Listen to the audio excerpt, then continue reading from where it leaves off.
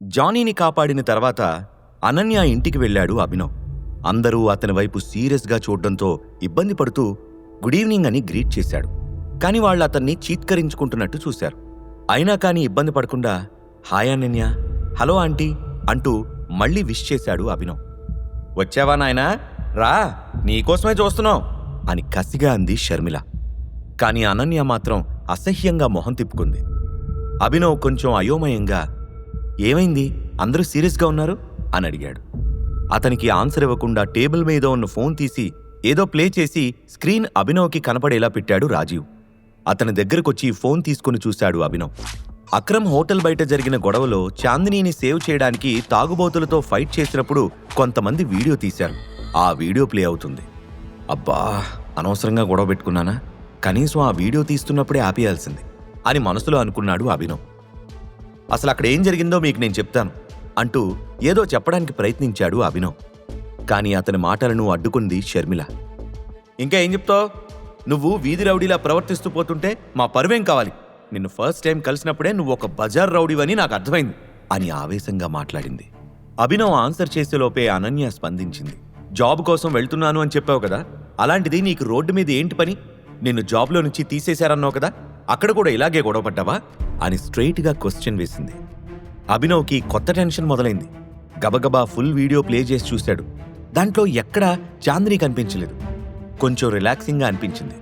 ఆ వీడియోలో ఆమె ఉంటే క్రాస్ ఎగ్జామినేషన్ మరింత భయంకరంగా ఉంటుంది అని అతనికి తెలుసు. అభినవ్ సైలెంట్గా ఉండడం చూసి అనన్యకి కోపం పీక్స్లోకి వెళ్ళిపోయింది. మా అమ్మ చెప్పినట్టు నిజంగానే నీ వల్ల మా ఫ్యామిలీ పరువు పోయేలా ఉంది, నీ నుంచి నేనిది ఎక్స్పెక్ట్ చేయలేదు అని అరిచింది. ఛీ, ఇంత దరిద్రాన్ని తెచ్చి నెత్తిన పెట్టుకుంటావని అస్సలు అనుకోలేదు అని గొణగడం మొదలుపెట్టింది షర్మిల. కొంచెం సెన్సిబుల్గా ఆలోచించే రాజీవ్ కూడా కోపంగా మాట్లాడాడు. ఈ ఇంటల్లుడు పబ్లిక్ ప్లేస్లో రౌడీజం చేస్తున్నాడంటే మనకెంత అవమానంగా ఉంటుంది. రేపొద్దున ఎవరైనా మీ అల్లుడేంటి రోడ్డు మీద జనాల్ని కొడుతున్నాడు అని అడిగితే తలెక్కడ పెట్టుకోవాలి అని అభినవ్ వైపు చూస్తూ అన్నాడు.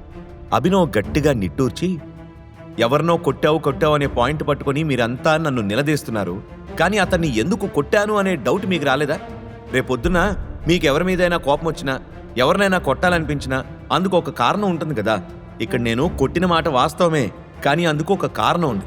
అసలు నా ఫ్రెండ్ చాంద్ అంటూ చెప్పడం ఆపేశాడు.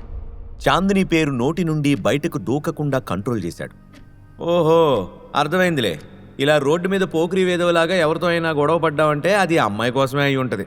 అంటే నీతో ఇంకెవరో అమ్మాయి ఉంది, ఎవరది అని గుచ్చి అడుగుతూ సమాధానం కోసం అభినవ్ కళ్ళలోకి చూసింది అనన్య. వీడొక వీధి రౌడీ అనడానికి ఇంతకన్నా సాక్ష్యం ఏముంటుంది?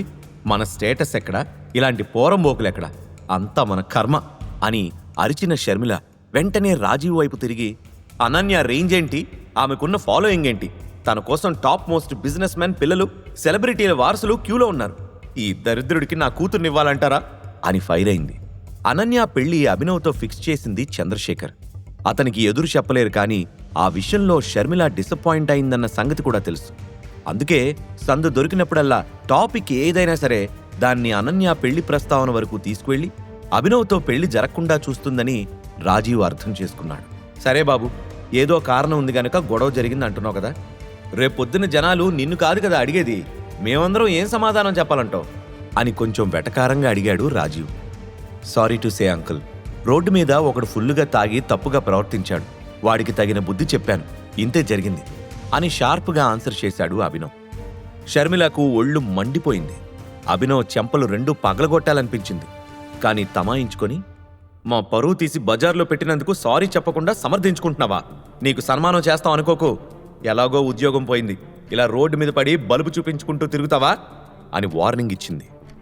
షర్మిల, కూల్, ఎందుకంత ఆవేశపడుతున్నావు అని ఆమెను అడ్డుకునే ప్రయత్నం చేశాడు రాజీవ్. చాలు రాజీవ్, నేనిప్పుడే మామయ్య గారితో మాట్లాడతాను. వీడు మన ఇంట్లో అల్లుడిగా కాదు, పనివాడిగా కూడా పనికిరాడు. పెళ్లి ఫిక్స్ చేశాం కానీ ఇంకా జరగలేదు కదా, వీడితో ఉంటే రోజుకో గొడవ ఇంటికి తీసుకొచ్చి నా కూతురికి నరకం చూపిస్తాడు అని చిరాకుగా అంది షర్మిల. నాన్న ఒక్కసారి నిర్ణయం తీసుకుంటే ఎవ్వరు చెప్పినా వినరు, నువ్వు చెబితే దానికి ఆయన ఒప్పుకుంటారంటావా అని రాజీవ్ అనుమానంగా అడిగాడు. ఒప్పుకోరు, కానీ ఒప్పించడానికి ప్రయత్నిస్తాను, అంతేగాని ఇలాంటి వాణ్ణి మాత్రం అల్లుడుగా ఎప్పటికీ యాక్సెప్ట్ చేయను. అనన్యకి చరణ్ మాత్రమే కరెక్ట్ జోడి అని స్థిరంగా చెప్పింది షర్మిల.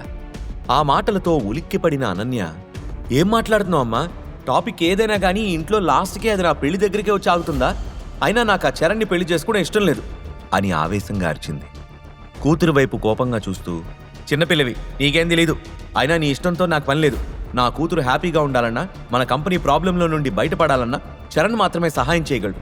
నువ్వు అతన్ని పెళ్లి చేసుకొని తీరాల్సిందే అని ఖరాఖండిగా చెప్పేసింది షర్మిల. అమ్మా అని చిరాగ్గా అరిచి, కంపెనీ వ్యవహారాలు నేను అక్రమ్ సార్తో మాట్లాడి సెటిల్ చేసుకుంటాను. బిజినెస్కి నా పెళ్లికి లింక్ పెట్టకు అని అనన్య కోపంగా ఆన్సర్ చేసింది. అంటే ఏంటి నీ ఉద్దేశం? జీవితం అంతా వీడితో ఇలాగే కష్టాలు పడుతూ జీవిస్తానని అంటున్నావా అని కోపంగా అడిగింది షర్మిల. చరణ్ని పెళ్లి చేసుకోవడం ఇష్టం లేదు, అలా అని వీడితో కలిసి ఉండడం కూడా నాకు ఇష్టం లేదు అంది అనన్య. అభినవ్ వారి మాటలకి అడ్డం వస్తూ, నీ కంపెనీ నష్టాల్లో ఉందని అర్థమైంది. మీరు అక్రమ్ సార్ని హెల్ప్ అడుగుదాం అనుకుంటున్నారా? మీకు ఎలాంటి హెల్ప్ కావాలి అని అడిగాడు. షర్మిల, అనన్యలు ఇద్దరూ అతడికి జవాబు చెప్పలేదు. అనన్య ఒక కంపెనీని స్టార్ట్ చేసింది, కానీ ఇన్వెస్టర్లు వెనక్కి వెళ్ళిపోయారు. అందుకే తను ఇంత టెన్షన్ పడుతుంది అని చెప్పాడు రాజీవ్. కోపంతో కంట్రోల్ కోల్పోయిన షర్మిల ఇరిటేట్ అవుతూ, ఇదంతా వాడికెందుకు చెప్తున్నారు? అనన్యకి హెల్ప్ చేస్తానని వెళ్ళి ఆ షేర్ హోల్డర్స్ని కొట్టినా కొడతాడు అంటూ అభినవ్ వైపు తిరిగింది. చూడు, నువ్వు నా కూతురుతో ఎక్కువ కాలం ఉండవు. చరణ్తో తన పెళ్ళైతే తన జీవితం బాగుంటుంది. ఇంకెప్పుడు నువ్వు ఇక్కడికి వచ్చే ధైర్యం కూడా చేయకు అని కోపంగా చెప్పి తన గదికి షర్మిల వెళ్ళిపోయింది. రాజీవ్ కూడా ఆమెతో పాటు లోపలికి వెళ్ళిపోయాడు. అభినవ్ అనన్య వైపు చూస్తూ, అసలు నీకెంత డబ్బులు కావాలి అని అడిగాడు. నాకు డబ్బులు కాదు, ఏకే ప్రైవేట్ లిమిటెడ్తో పార్ట్నర్షిప్ కావాలి. కానీ దీనికి అక్రమ్ సార్ ఎప్పటికీ ఒప్పుకోరు. ఎందుకంటే దీనివల్ల మన కంపెనీకే లాభం, కానీ వాళ్ల కంపెనీకి ఎలాంటి ఉపయోగం లేదు అని బాధగా చెప్పింది అనన్య. సరే, నేను నీకు సాయం చేస్తాను అని అభినవ్ భరోసా ఇచ్చాడు. అతని వైపు నిర్లక్ష్యంగా చూస్తూ, ఆ రోజేదో నీతో అక్రమ్ సారు మంచిగా మాట్లాడాడని నువ్వు చాలా ఈజీగా హెల్ప్ చేస్తానంటే ఎలా నమ్ముతాను? అయినా నువ్వంటే నాకు ఇష్టం లేదు. నాకిప్పుడు నీ మీద కోపంగా ఉంది. నన్ను ఇంప్రెస్ చేయాలని ప్రయత్నించి కష్టపడకు, అది ఎప్పటికీ జరగదు. నీ దగ్గరున్న డబ్బులతో నువ్వు సరైన బట్టలు కూడా కొనుక్కోలేవు. అలాంటిది నాకు కోట్ల విలువ చేసే ప్రాజెక్ట్ని తీసుకొస్తావా? Get lost from my life అని చేతులు జోడించింది అనన్య. అభినవ్కి ఏం చెప్పాలో అర్థం కాలేదు.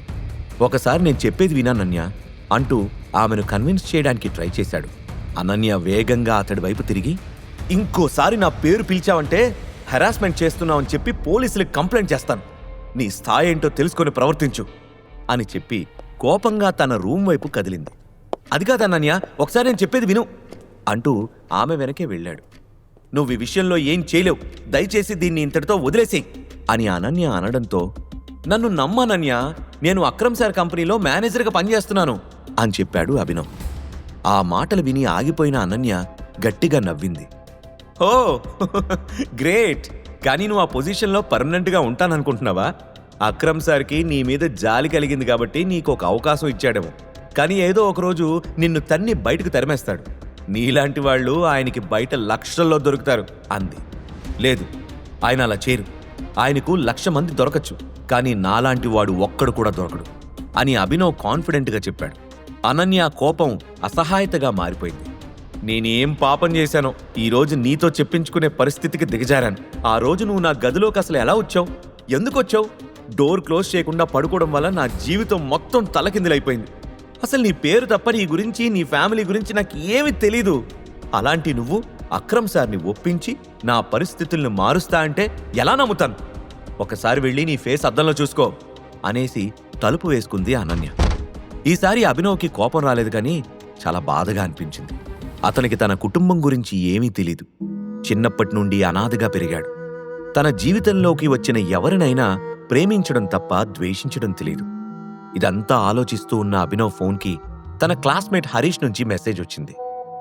రేపు సాయంత్రం కాలేజ్ రీయూనియన్ పార్టీ ఉంది, ఈ అడ్రస్కి టైంకి రా అని ఆ మెసేజ్ సారాంశం. అభినవ్ కాలేజ్లో చదువుకునే రోజుల్లో తన పేదరికం చూసి అందరూ ఎగతాళి చేశారు.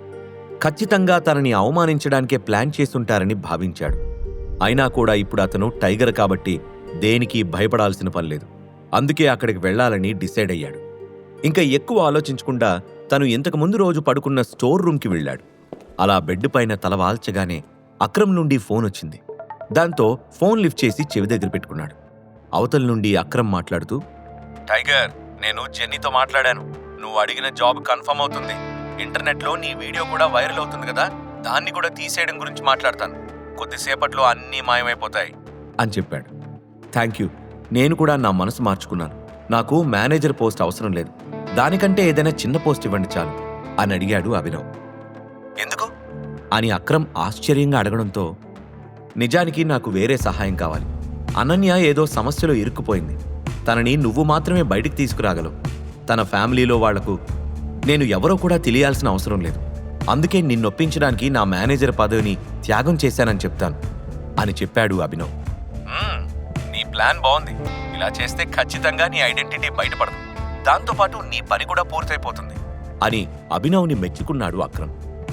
సరే అయితే అని చెప్పిన అభినవ్ ఫోన్ కట్ చేస్తూ ఉండగా, టైగర్ ఒక్క నిమిషం, హర్యానా ఎక్కడుంది అని బాలరాజ్ని అడిగావు కదా, కొద్ది రోజుల్లో వేలంపాట జరగబోతుంది. దానికి ఆమె అటెండ్ అవుతుందని ఇన్ఫర్మేషన్ వచ్చింది అని చెప్పాడు అక్రమ్. హర్యానా పేరు వినగానే బాలరాజు చెప్పిన మాటలు గుర్తుకొచ్చి వీలైనంత తొందరగా ఆమెను కలవాలని అనుకున్నాడు అభినవ్. హర్యానాని కలవడంలో అభినవ్ ఉద్దేశ్యమేంటి? అభినవ్ హెల్ప్ చేశాడని అనన్యాకి తెలిస్తే అతణ్ణి పెళ్లి చేసుకోవడానికి ఒప్పుకుంటుందా? టైగర్ గురించి మాఫియాలోని శత్రువులకు తెలుస్తుందా? ఈ ప్రశ్నలకు సమాధానాలు తెలుసుకోవాలంటే నెక్స్ట్ ఎపిసోడ్ వినాల్సిందే. క్రింద ఇచ్చిన లింక్ ని క్లిక్ చేసి పాకెట్ ఎఫ్ఎం యాప్ ని ఇన్స్టాల్ చేసుకోండి. Stay tune to pocket FM.